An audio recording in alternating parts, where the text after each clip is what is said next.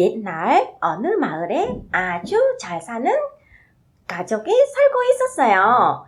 그는 5명의 자식을 낳았지요. 애들아, 아빠가 새 옷 사왔다. 자, 이뻐 그럼. 난 노란색이 제일 좋아. 나도 노란색이 제일 좋아. 내가 입은 거야. 놔. 내가 입을 거야. 아니야, 내 거야. 내가 입은 거라고. 재산 때문에 자식들은 부족함 없이 잘 살 수 있었는데도 모두들 욕심이 많고 이기적이라 언제나 서로 싸우고 바빴죠.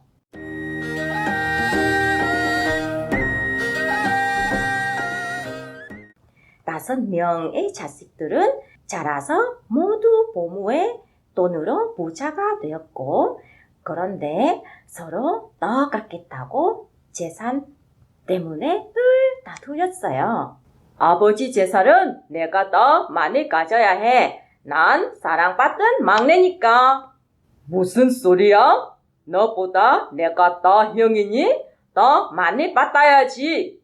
애들아, 제발 그만 좀 싸우거라.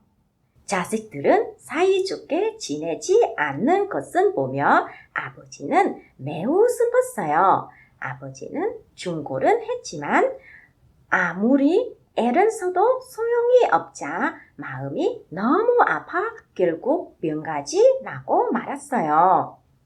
이보게, 애들은 모두 내 방으로 불러주겠냐? 네, 모두 불러오겠습니다. 자식들은 모두 모이자 아버지는 하인에게 말했어요. 이보게, 젓가락 2묶음은 가져다 주겠냐? 네, 가져다 드리겠습니다. 아니, 젓가락은 뭐 하려고요? 자식들은 어리둥절할 표정으로 서로를 바라보고 있었어요. 젓가락 여기 있습니다. 아버지는 젓가락은 각자에게 서로 하나씩 주고 말했어요.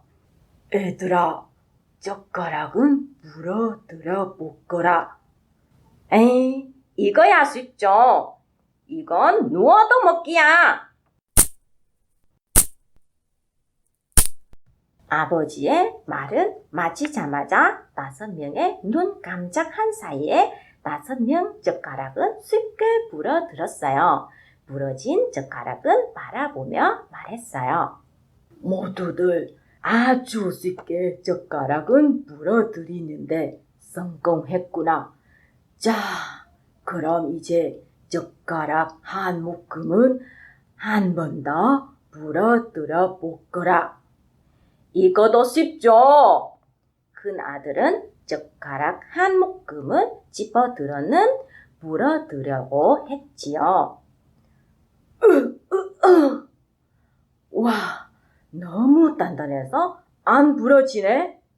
모두 얼굴이 붉어진 정도 힘은 써보았지만 어느 누구도 젓가락은 불어들인 수 없었지요. 아버지는 5째 아들이 젓가락은 내려놓는 것은 기다렸다가 짐작하게 말했어요. 애들아, 지금은 너희처럼 계속 싸우고 갈아져 각자 혼자가 되고 젓가락처럼 약해져 누구에게도 쉽게 부러진 거고 젓가락 묶음처럼 서로 힘을 합치고 사랑한다면 그 어떤 힘도 너희들도 우리 가족도 무너뜨릴 수 없을 거야. 아버지, 뜻은 이제야 이해가 됐어요. 그동안 잘못했어요. 그제서야 5명 자식들은 아버지가 가르친 교훈을 이해하고 서로 기억 안 났답니다.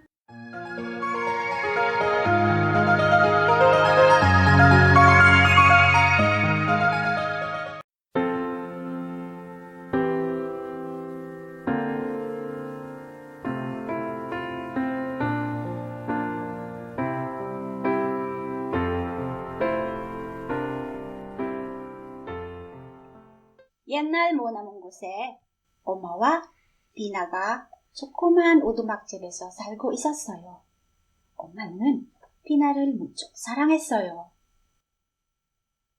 이제 비나도 다 컸으니 스스로 살아가는 방법을 가르쳐야겠지? 그래, 이제 집안일도 할 줄 알아야 할머니가 됐으니 가르쳐야겠어.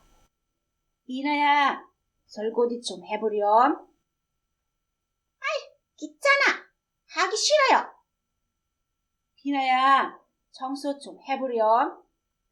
나 지금 바빠요. 할 시간이 없다고요. 비나는 집안일을 하지 않겠다고 도중을 버렸고 엄마는 더 이상 가르칠 수가 없었지요. 그러던 어느 날 엄마가 그만 병행하고 말았어요. 엄마, 밥은 어떻게 해요? 엄마가 몸이 아파 밥을 할 수가 없구나. 엄마, 빨래는 어떻게 해요? 엄마가 몸이 아파 도저히 빨래를 할 수가 없구나. 그럼 어떡하죠? 난 집안일을 하나도 못하는데. 엄마는 침대에서 일어나지도 못하자 비나에게 말했어요. 엄마가 기운이 없구나. 죽을 좀 만들어 주겠니? 우선 항아리를 꺼내고 살을 씻어요? 엄마, 살은 어디 있어요? 살은 여기 있고 우선 죽을 끓여보렴. 살은 먼저 모를 볶고 이리저리 져서 엄마, 죽이 항아리 바닥에 다 눌러 볶고 말았어요.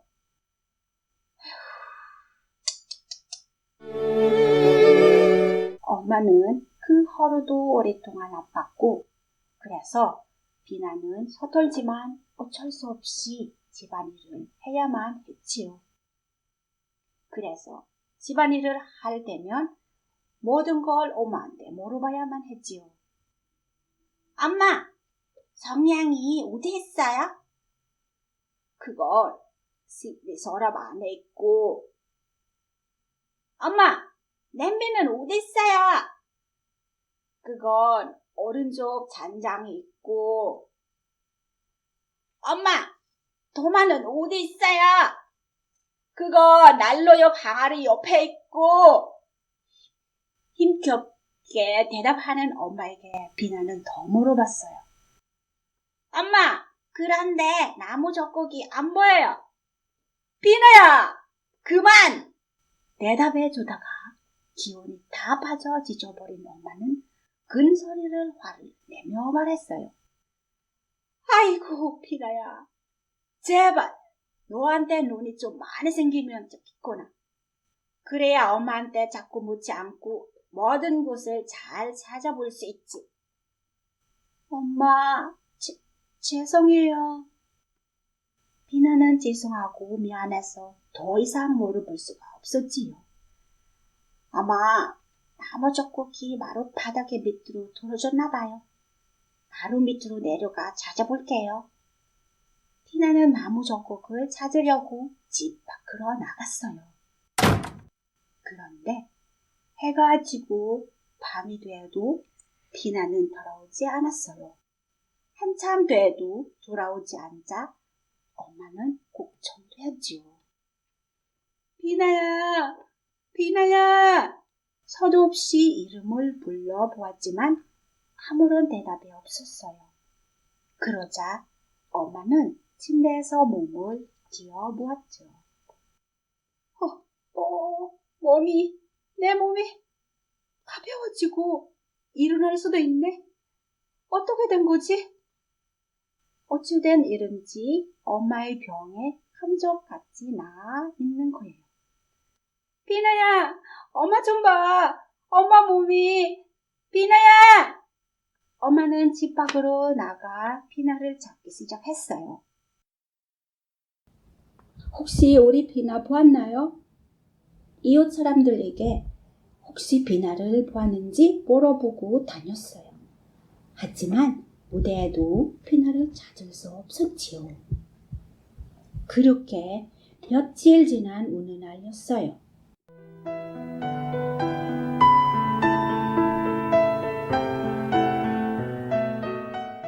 엄마는 앞마당에서 자라나는 신기한 열매를 보게 되었어요. 아니, 이게 뭐지? 생전 처음 보는데 뭐지? 매일매일 비나를 찾아다니던 어느 날 신기하게 생긴 앞마당의 열매를 본 엄마는 깜짝 놀랐어요. 아니, 열매는 얼굴 모양인데 눈처럼 생긴 모양이 많이 돋았잖아. 가만 갑자기 엄마는 비나에게 마지막으로 모시고 할 말이 생각났어요. 비나야, 너한테 눈이 좀 많이 생기면 좋겠구나. 그래야 엄마한테 자꾸 묻지 않고 모든 걸 알아서 잘 찾아볼 수 있지. 그 말에 생각난 엄마는 낯선 열매에게 다가가오기 시작했어요. 그럼 네가 비나? 비나야. 그 후로 잘 익은 열매들을 이웃 사람들과 나누어 먹기도 했는데요. 아니, 이거 뭐죠? 처음 먹어보는데 정말 맛있네요. 아하, 이건요, 비나, 아니, 파인애플이에요. 파인애플? 시간이 지나면서 사람들은 이 열매를 비냐, 아니, 파인애플이라고 부르게 되었답니다.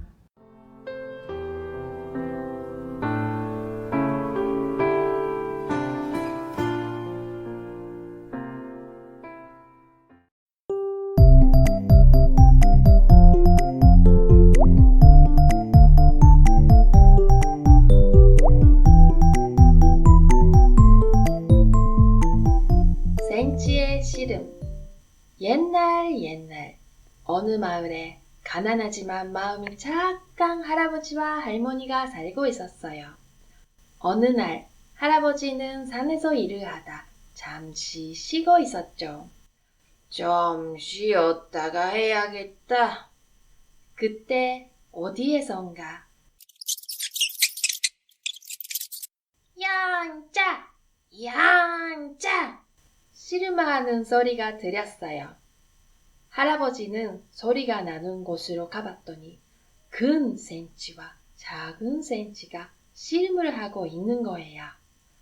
아니, 저 뚱뚱한 찌는 부잣집에 사는 쥐고 저 마른 찌는 우리 집에 사는 쥐잖아.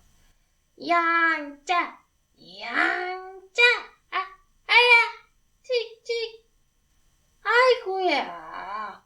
우리 집 마른 쥐가 또 졌네. 이렇게 계속 치기만 하다니.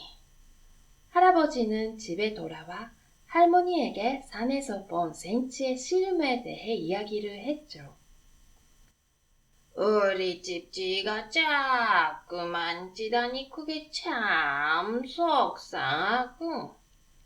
영감, 우리가 떡을 만들어서 생쥐에게 먹입시다. 그러면 분명 힘을 얻어 이기게 될 거예요. 그렇게 할아버지 할머니는 떡을 함께 만들었어요. 쪼물락 쪼물락 주무럭 주무럭. 그리고는 센치 구멍 앞에 갖다 두었어요. 다음 날 아침 일찍 일어난 할아버지가 산에 갔을 때 어제처럼 다시 씨름하는 소리가 들려왔어요. 할아버지는 남 뒤에 몰래 숨어 내다보았죠. 양짜! 양짜! 양차! 찍찍! 그런데 이번에는 마른 쥐가 둥둥한 쥐를 번쩍 들어 휙 던져버렸죠. 아니, 이럴 수가. 네가 나를 이기다니. 갑자기 왜 그렇게 강해진 거야? 뚱뚱한 부잣집 쥐는 마른 쥐에게 물었어요. 그거야, 우리 할아버지와 할머니가 만들어준 맛난 떡을 많이 먹었거든. 그래서 이렇게 뚱뚱해지고 건강해진 거야. 너는 참 좋겠다. 하지만 너의 집은 부잣집이잖아. 우리 집은 부자지만 주인이 나를 위한 음식을 만들어주지는 않아. 그래? 그럼 오늘 밤 괴리집에 와봐. 아마도 할아버지와 할머니가 떡을 만들어주실 거야. 쥐들의 대화를 들은 할아버지는 집에 돌아와 이야기를 할머니에게 들려주었어요. 그럼 오늘 떡을 더 많이 만들어야겠어요. 영감, 떡 좀 더 만들어줘요. 나는 쥐들 위해 삿발을 만들게요. 쪼무라, 쪼무라, 주물어, 주물어.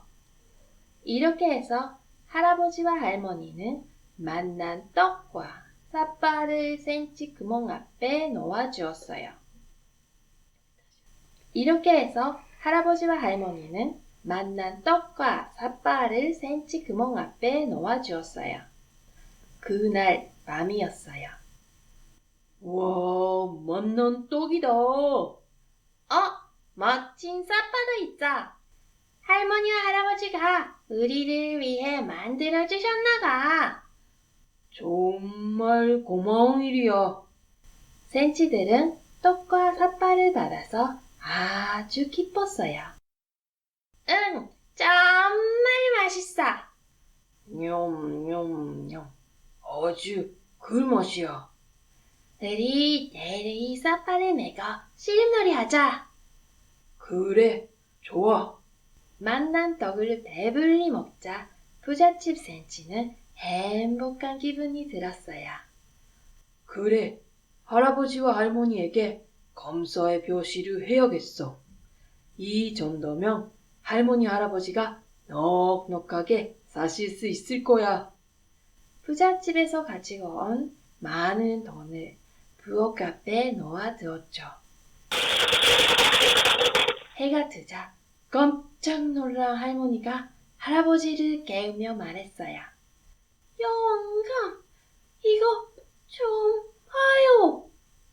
아니, 이렇게 많은 돈을. 그 후로 할아버지와 할머니는 부자로 오래오래 센치들과 행복하게 살았답니다.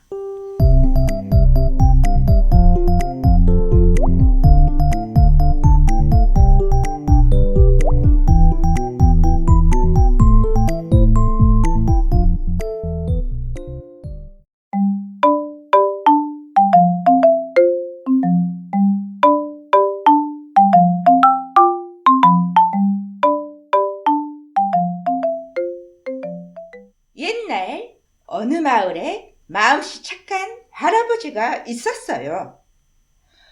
오늘은 산에나무 하러 가기 좋은 날씨군 그래. 할멈, 산에 다녀오리다. 영감, 조심해서 다녀오구려. 날씨가 아주 좋군. 할아버지는 산에 올라가 열심히 나무를 했어요. 연참, 온참, 오호, 부지런히 일을 했더니 배가 고프군. 어디 슬슬 점심을 먹어볼까? 옳지, 여기가 좋겠군. 할아버지는 글터기에 앉아 도시락 주먹밥을 먹으려고 했어요. 그런데 그때 어이쿠! 할아버지는 그만 주먹밥 하나를 떨어뜨리고 말았지요. 어라? 주먹밥은 그만 대굴대굴 굴러 언덕 아래로 대굴대굴. 할아버지는 당황해하며 주먹밥을 쫓아가기 시작했어요. 내 주먹밥! 주먹밥은 언덕 아래로 구르더니 글쎄 들려있던 그물 속으로 쑥 굴러 들어가고 말았지요. 아이쿠, 내 주먹밥 아까워라. 그러자 그 구멍 속으로 이상한 노래가 들려오는 거예요.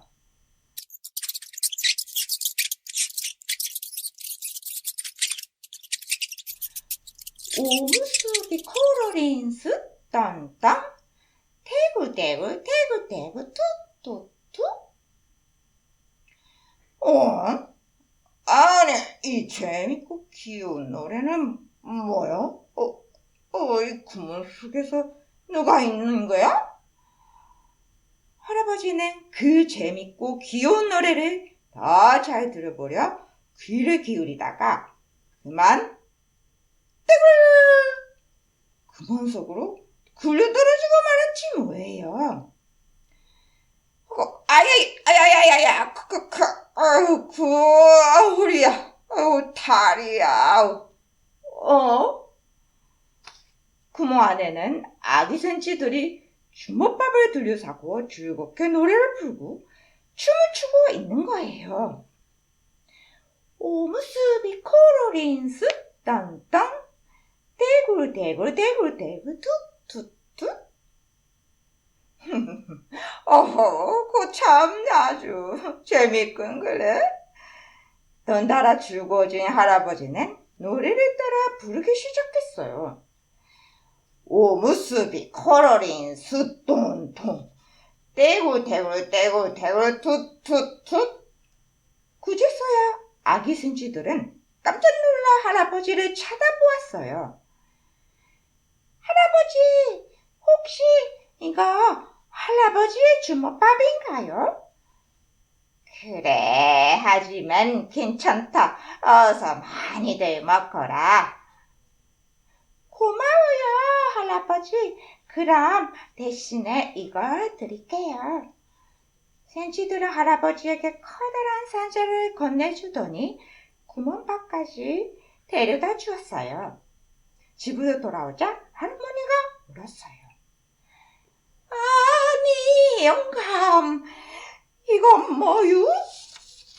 상자를 열어본 할아버지는 깜짝 놀랐어요.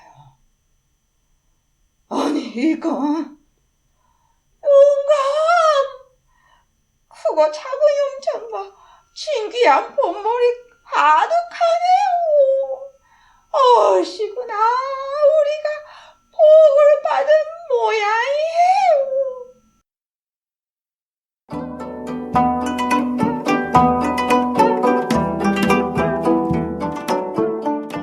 이 소문은 옆집 욕심쟁이 할아버지의 귀에도 들어갔어요. 뭐라고? 옆집이 영감이 부자가 되었다고? 아이고, 배 아파라. 좋아, 나도 그 보물 받아와야겠어. 욕심쟁이 할아버지는 주먹밥을 들고 산으로 올라갔어요.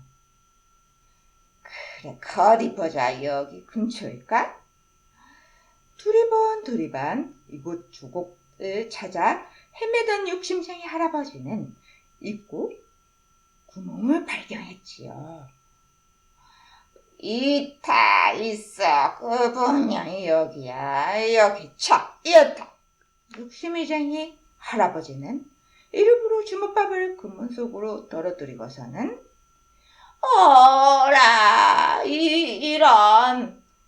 기다려, 내 주먹밥아. 그리고는 자신도 구멍 속으로 뛰어들었지요. 구덩이에 빠진 욕심쟁이 할아버지는 쥐들과 보물을 찾아 드리번 하다가 우와, 이거다, 보물이 가득하군. 쥐들은 저절로 들어온 주먹밥에 전신에 팔려 욕심쟁이 할아버지를 보지 못했지요. 내가 이 보물들을 몽땅 가져가야겠어. 이것도 차같다. 그때 갑자기 센쥐들이 말했어요. 찌찌, 이게 무슨 소리지? 누가 들어왔나? 그러자 욕심쟁이 할아버지는 얼른 칼을 맞고 이렇게 소리쳤어요. 야옹, 야옹. 아, 고양이다! 도망쳐! 찌찌찌찌찌.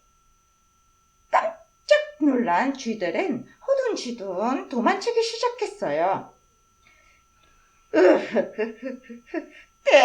됐어, 아주 잘됐어. 욕심쟁이 할아버지는 매우 기뻐하며 보물 잔뜩 들고는 밖으로 나가는 구멍을 찾기 시작했어요. 여기가 아닌가? 저기도 아닌가?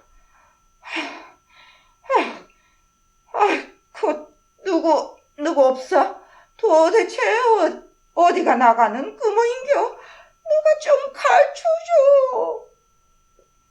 하지만 아무리 외쳐도 센쥐 한 마리 나오지 않았지요. 아휴, 내가 욕심이 너무 부려서 이 꼴을 당했구만. 에이구, 이걸 어째. 길을 잃은 욕심쟁이 할아버지는 아직도 홀로 그물 속에서 이리저리 헤매고 있답니다.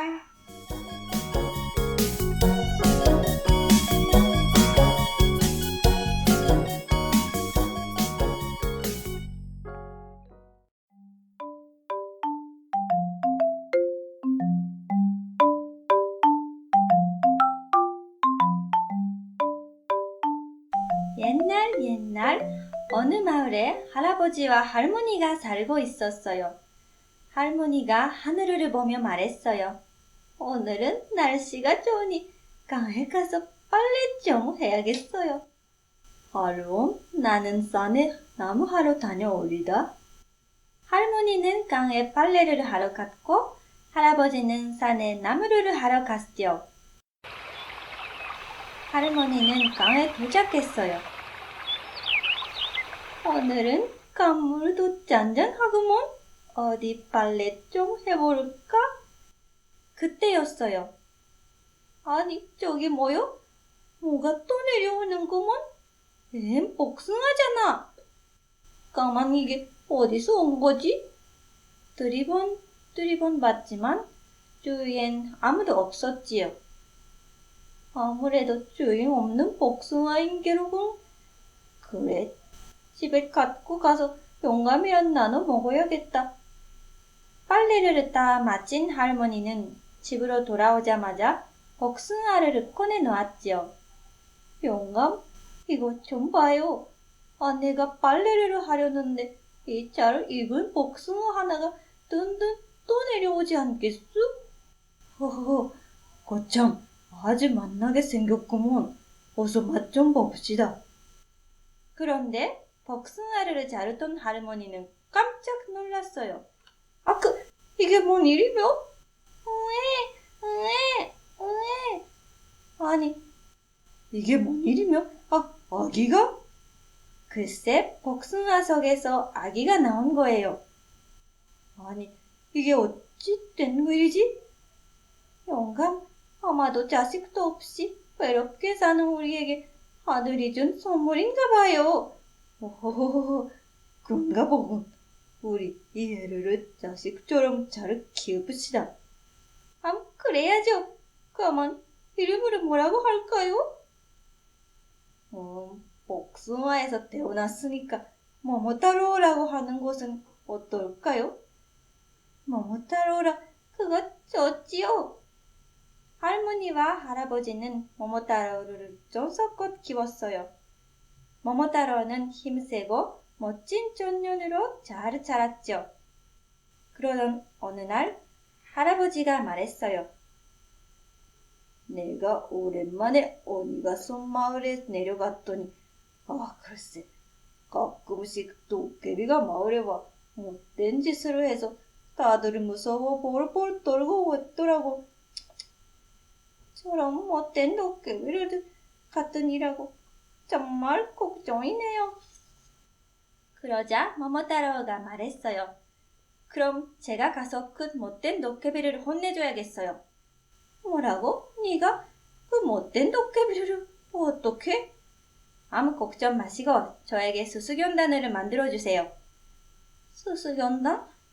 그래, 그럼 이 나라에서 제일 맛있는 수수견단을 만들어줘봐. 할머니는 정성껏 좋은 수수견단을 만들었고 모모타로는 그것을 허리주머니에 가득 넣었어요. 모모타로야, 꼭 못된 도깨비를 혼내주거라. 몸 조심해야 한다? 네, 걱정 마세요. 반드시 못된 도깨비를 혼내주고 올게요. 언니가 섬으로 한참을 걷던 모모타로 앞에 멍멍 개가 나타나 말했어요. 맛있는 냄새로군? 모모타로님, 그 जार 속에 뭐가 들어있나요? 이 나라에서 제일 맛있는 수수견단이 들어있지. 그래요? 제게 하나만 주시면 함께 따라가 무엇이든 도와드리겠습니다. 그래? 여기 수수견단. 와, 정말 이 나라에서 제일 맛있는 견단이네. 자, 그럼 함께 가자. 모모타로와 개가 함께 길을 가고 있을 때 이번엔 원숭이가 나타나 말했어요. 맛있는 냄새로군? 모모타로님, 그 जार 속에 뭐가 들어있나요? 이 나라에서 제일 맛있는 수수견단이 들어있지. 그래요? 제게 하나만 주시면 함께 따라가 무엇이든 도와드리겠습니다. 그래? 여기 수수견단. 냠냠냠냠. 와, 정말 이 나라에서 제일 맛있는 견단이네. 자, 그럼 너도 함께 가자. 모모타로와 개와 원숭이가 함께 길을 가고 있을 때 이번엔 꽁이 나타나 말했어요. 맛있는 냄새로군? 모모타로님, 그 जार 속에 뭐가 들어있나요? 이 나라에서 제일 맛있는 수수견단이 들어있지. 그래요? 제게 하나만 주시면 함께 따라가 무엇이든 도와드리겠습니다. 그래? 여기 수수견단. 냠냠냠냠. 와, 정말 이 나라에서 제일 맛있는 견단이네. 자, 그럼 너도 함께 가자. 그렇게 모모타로와 개와 원숭이와 꽁이 함께 한참을 가자 드디어 어니가섬이 보이기 시작했지요. 보라, 저기 보이는 게 어니가섬이 틀림없어. 어서 가자. 모모타로와 개와 원숭이와 꽁은 드디어 어니가섬에 도착했지요.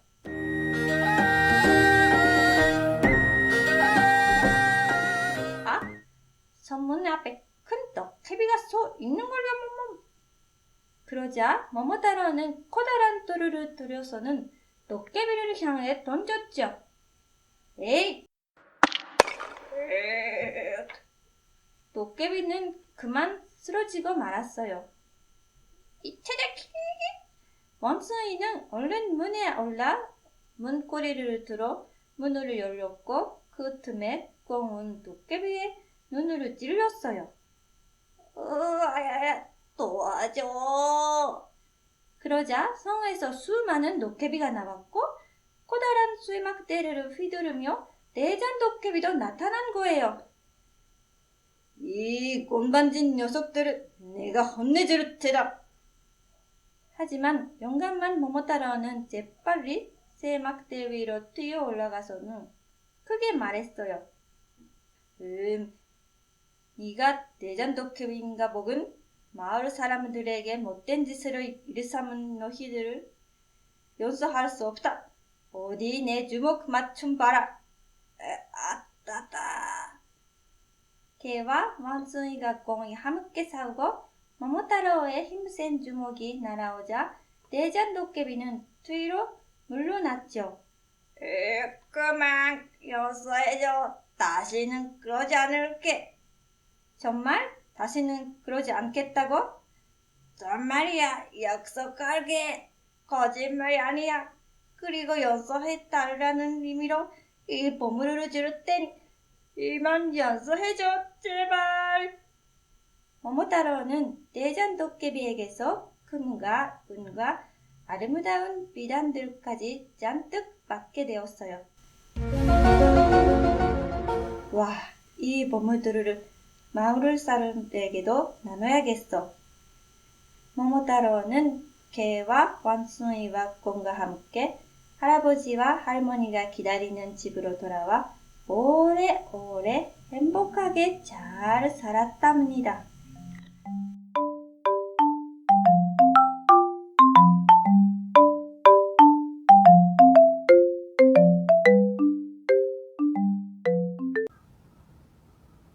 옛날 어느 깊은 산속에 토끼와 호랑이가 살고 있었어요. 쌀쌀한 바람이 불어오던 어느 날 때마침 토끼가 깡충깡충 지나가고 있었지요. 오호라, 도실도실 토끼로군. 배가 고픈데 어흥. 에그머니나 호랑이님? 토끼와 호랑이가 딱 마주쳤지 뭐예요. 호랑이는 으르렁거리며 토끼에게 한 걸음 한 걸음 다가갔어요. 하지만 꽤 많은 토끼는 서둘러 꾀를 내어 호랑이에게 말을 건넸지요. 호랑이님, 잠깐만요. 호랑이가 점점 가까이 다가오자 토끼가 서둘러 말했어요. 호랑이님, 오늘같이 바람 부는 쌀쌀한 날에는 따끈따끈하게 구운 떡을 드시는 게 어떨까요? 구운 떡? 네, 쫄깃쫄깃 맛있는 구운 떡이요. 호랑이는 떡이란 말에 군침을 삼키며 냉큼 좋다고 말했어요. 그러자 토끼는 불을 피운 뒤 돌멩이 11개를 주워와서는 불 위에 올려놓고는 이렇게 말했지요. 호랑이님, 구운 떡은 김칫국과 함께 먹어야 제맛이에요. 그러니 제가 김칫국을 구해올 테니 호랑이님은 떡을 굽고 계세요. 떡은 하나, 둘, 딱 10개니까 익기 전에는 절대 먼저 드시면 안 돼요. 10개. 알았으니 어서 갔다 오너라. 어흥. 그렇게 토끼는 깡충깡충 뛰어가 버렸지요. 구운 떡이라 아주 맛나겠군. 불 위에서 따끈따끈 익어가는 떡을 보자니 호랑이는 배가 점점 더 고파졌지요. 아니, 토끼는 왜 이리 안 오는 거야? 떡이 하나, 둘, 셋, 10개라고 했는데. 아니, 그런데 10개인 줄 알았던 떡은 11개였지요. 배가 고팠던 호랑이는 몰래 떡 하나를 먹기로 했어요. 불에 구워지고 있는 떡 중 가장 큰 떡을 하나 집어 얼른 입에 집어넣었지요. 뜨거워! 불에 잘 익은 돌멩이 떡은 호랑이의 뱃속을 뜨겁게 달구어버렸지요. 호랑이는 배를 잡고 떼굴떼굴 굴렀어요. 아이고 배야, 호랑이 살려! 며칠 뒤 대나무 숲에서 토끼와 호랑이가 또 마주치고 말았어요. 토끼 너 때문에 배가... 호랑이는 이빨을 바득바득 갈면서 토끼를 노려보았지요. 아니, 호랑이님. 떡을 먼저 드셨잖아요. 익기도 전에 먼저 드시면 당연히 배가 아프다고요. 마침 지금 참새를 잡으려던 참인데 드시겠어요? 참새? 그거 좋지. 어리석은 호랑이는 냉큼 그러겠다고 했어요. 그러고 나서 토끼는 호랑이를 대나무 숲 한가운데로 데려가서는 말했지요. 제가 참새를 몰아올 동안 호랑이님은 여기서 눈을 꼭 감고 입은 크게 벌리고 계세요. 그리고 절대로 눈을 뜨면 안 돼요. 절대로. 호랑이는 토끼가 시키는 대로 눈을 꼭 감고 있었어요. 그러는 사이에 토끼는 대나무 숲에 불을 지르고 달아났지요.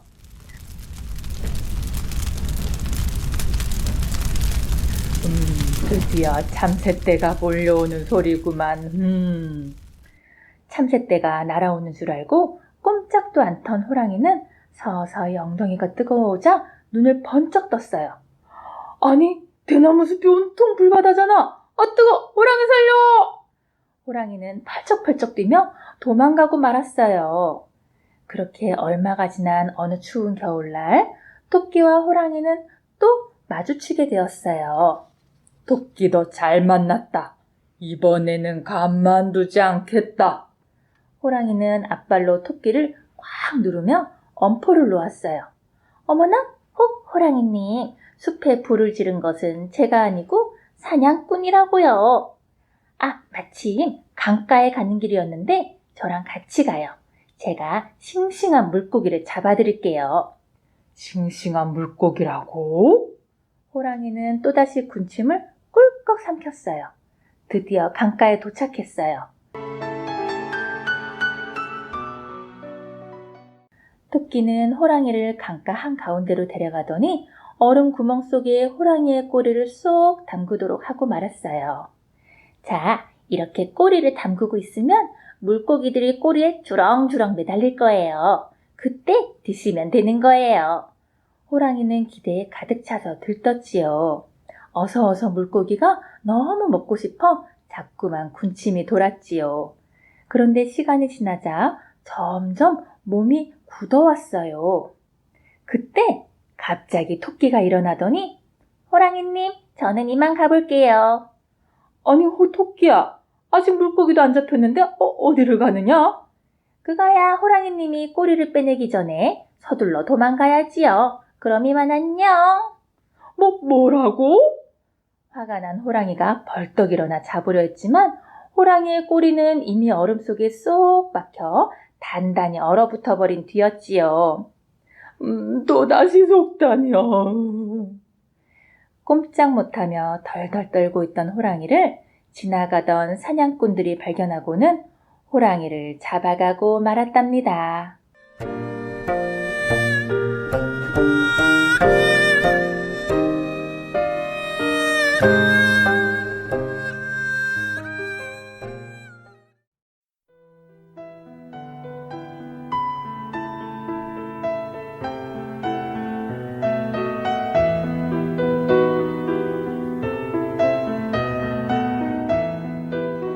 옛날 옛적에 마음씨 착한 농부가 장가도 못 가고 홀로 산속에 살고 있었어요.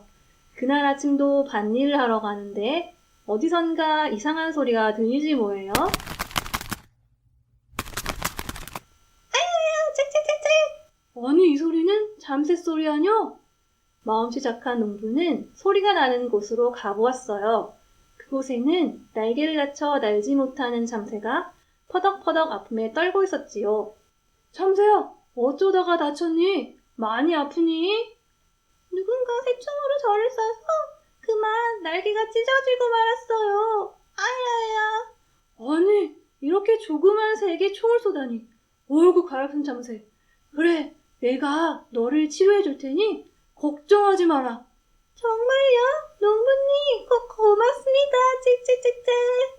농부는 매일매일 참새를 정성껏 돌보았고 참새는 조금씩 나아지더니 어느새 건강을 되찾았지요. 농부님, 이것 좀 보세요. 이제 다 나은 것 같아요. 이것 봐요. 이젠 날 수도 있는걸요? 정말 감사합니다. 참새야, 네가 나는 걸 보니 정말 기쁘구나. 저를 이렇게 잘 돌봐주셨으니 제가 소원 하나 들어드릴게요. 농부님은 제일 원하는 소원이 뭐예요? 소원? 네, 소원이요. 소원이라. 아, 내가 아직 장가를 못 가서 말이야. 어여쁜 색시가 있으면 좋겠구나. 어여쁜 색시요? 좋아요. 제가 소원을 들어드리지요. 둥근 보름달이 뜨는 날 선녀 3명이 계곡에 목욕을 하러 올 거예요. 선녀들이 계곡에 목욕을 하러 온다고? 네, 분명 올 거예요. 그러면 목욕을 하려고 옷을 벗어 바위 위에 올려놓을 거예요. 잘 봐두었다가 그 중에서 막내 선녀 옷을 몰래 숨기세요. 그러면 그 선녀는 하늘로 돌아가지 못할 테니 농부님의 새 색시가 될 거예요. 선녀가 내 색시가 된다고? 네, 그럼 결혼해서 행복하게 사세요. 그 대신 아이 셋을 낳을 때까지는 절대로 옷을 보여주면 안 돼요. 알았죠? 그럼 그렇고 말고 어여쁜 색시가 생긴다는데 당연하지. 와, 드디어 보름달이 떴다. 어서 계곡으로 가보자. 농부는 콩닥거리는 가슴을 안고 살금살금 계곡에 가보았지요. 그런데 계곡에 도착해보니 정말로 아름다운 선녀 3명이 목욕을 하고 있는 게 아니겠어요? 우와, 잠새의 말이 정말이었네. 와, 정말 아름다운걸? 물도 맑고 깨끗해서 정말 좋은걸? 경치가 좋아, 기분까지 좋아지네. 언니들 따라 내려오길 정말 잘했어요. 매일 이곳에서 목욕하고 싶어요. 선녀들은 즐겁게 목욕을 했지요. 그 모습을 훔쳐보던 농부는 갑자기 생각나? 참, 잠새가 막내 선녀 옷을 강제라고 했지? 가만. 그런데 어떤 게 막내 선녀 옷일까? 옳지, 이거야. 이게 틀림없어.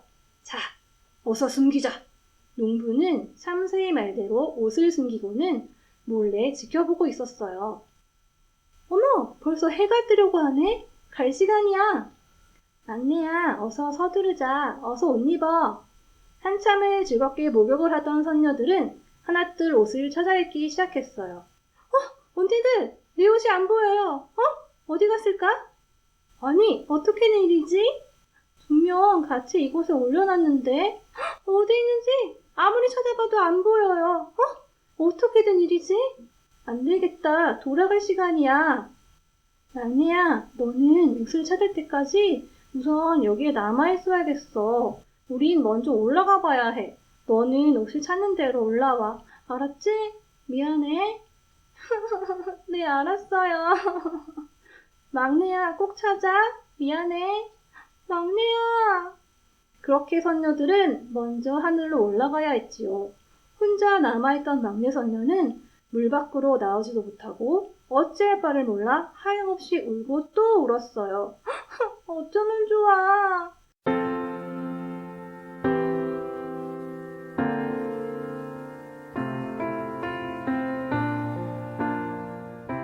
이 모습을 몰래 지켜보던 농부는 이때다 싶어 살며시 나타나 말했지요. 아름다운 아가씨, 왜 울고 있나요? 부끄러워라. 제 옷이 없어졌지 뭐예요. 옷이 없어졌다고요? 그렇군요. 걱정 마세요. 제가 옷을 갖다 드릴게요. 감사합니다. 그런데 저는 갈 곳도 없답니다. 어찌해야 할지. 그럼 저와 같이 가요. 네? 같이 가자고요? 네, 저희 집에 함께 가요. 그렇게 농부는 선녀를 만나 결혼도 하고 아이는 셋이나 낳고 행복하게 오래오래 잘 살았답니다. 아참! 그런데 선녀 옷은 어떻게 되었냐고요? 글쎄요.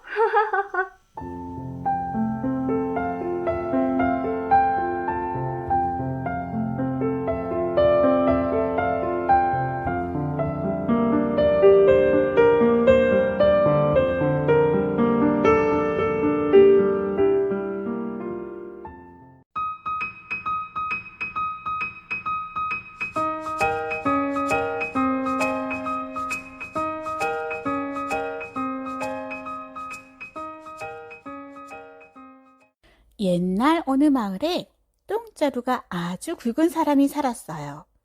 똥자루가 어찌나 굵은지 온 동네 소문이 자자했지요. 아니 글쎄 똥 한 번 누면 뒷간이 꽉 막힌다지 뭐요. 똥 한 번 누면 귀도 꽉 막힌다지. 그래서 다들 똥장군이라 부르잖아. 어느 날 훈련 중이던 군사들이 목이 말라 시냇가를 찾았어요. 아이고 이게 뭔 냄새요? 아니 이건 어마어마한 똥자루 아니요? 모두들 코를 움켜잡고 자세히 들여다보았지요. 한참을 골똘히 보던 대장이 소리쳤어요. 어흠, 똥자루가 이리 굵으니 덩치가 크고 색을 보니 속도 튼튼하겠구나. 분명 나라의 든든한 장군감이니 여봐라, 당장 이 똥자루에 임자를 찾아오거라. 부하들은 물어물어 겨우 외딴 오두막집에 도착했어요. 이리 오너라. 대장이 큰 소리로 불렀는데 아무런 대답이 없는 거예요. 집안을 갸웃갸웃 살펴보는데 갑자기 쿵쿵, 우직우직, 들썩들썩 커다란 산 하나가 다가오는 거예요. 그러더니 웬 뱅기머리 장사가 다가와 휙휙 도끼질을 하더니 장작을 착착 쌓아 올린 게 아니겠어요? 오호라, 힘도 장사, 몸놀림도 잽싸구나. 여봐라, 내가 시냇가에 어마어마한 똥자루 주인이랬다. 네, 그렇습니다만요. 하며 똥임자가 다가서는데 볼은 울긋불긋, 가슴은 봉긋봉긋. 아니, 남정네가 아니고? 깜짝 놀란 대장이 멍하니 바라보니 처녀가 조곤조곤 말을 건넸어요. 잔숙감을 찾고 계신지요? 그런데 찾고 보니 제가 여자라서 망설여지십니까? 대장은 잠시 고민하더니 여자면 어떤가? 이 위급한 시기에 나라만 잘 지키면 되지 않은가? 여기 이 처녀를 부장군에 명하노라. 부하들은 깜짝 놀랐고 똥자루가 굵어서 부장군이 된 처녀를 보고 모두들 쑥덕거리며 웃어댔지요. 그 즈음 바람을 타고 적군이 쳐들어 올 거라는 소문이 돌았어요. 군사들은 바짝 긴장했지요. 그런데 부장군 처녀는 엉뚱하게도 마을 여기저기에 박씨를 심는 거예요. 얼마 지나지 않아 동글동글한 박이 온 마을을 덮었어요. 모두들 박을 따서 바가지를 만들어 까맣게 칠해 부하들에게 하나씩 씌워주도록 하라. 그리고 무쇠소 100개를 구해오도록 하라. 처녀는 무쇠소 100개를 모으더니 혼자 지고는 마을 어귀로 향했지요.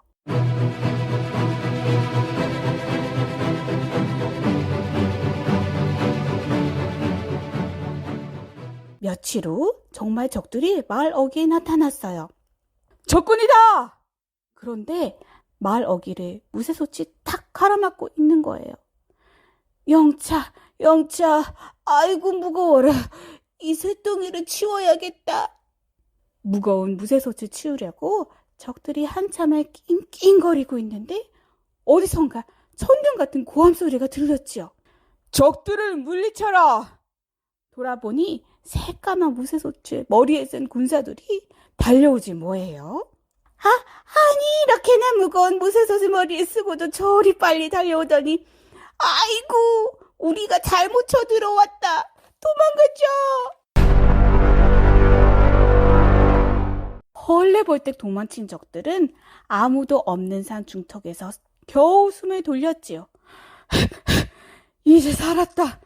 그런데 웬 댕기머리 처녀 하나가 산 꼭대기에 다소곳이 앉아있는 게 보이더니 갑자기 우르르 산이 흔들리고 우렁찬 소리까지 들려왔어요. 뿡 우르르르 끄. 온 산에 똥자루가 굴러내렸어요. 왜 냄새야? 도망가자. 똥범벅이 된 적들은 달아나기 바빴어요. 저것 좀 봐. 똥줄 바치게 달아나네. 만세. 똥장군 장군 덕분에 이겼어. 똥자루 장군 만세. 그 뒤로는 어떤 적들도 쳐들어오는 일은 아예 없었다고 전해지고 있답니다.